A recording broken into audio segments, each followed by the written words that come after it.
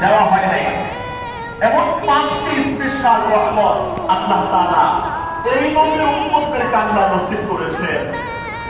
বাইহাকী শরীফে 3602 নম্বর হাদিসের মধ্যে এসেছে, বিশিষ্ট সাহাবী হযরত আবু হুরায়রা রাদিয়াল্লাহু তাআলা আনহু বলেন, উরতিয়াত উম্মতি ফি শাহরি রমাদান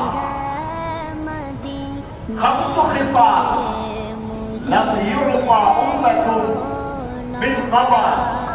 আমার উম্মতকে রমজান মাসে 5টি নিয়ামত স্পেশাল আল্লাহ নসিব করেছেন, যে 5 নিয়ামত ইতিপূর্বে আল্লাহ পাক কোন নবী তার উম্মতদেরকে দেন নাই। সুবহানাল্লাহ বলেন, কোন নবী উম্মতদেরকে দেন নাই, এমনকি নবীকেও আল্লাহ দেন নাই। শুধু দিয়েছেন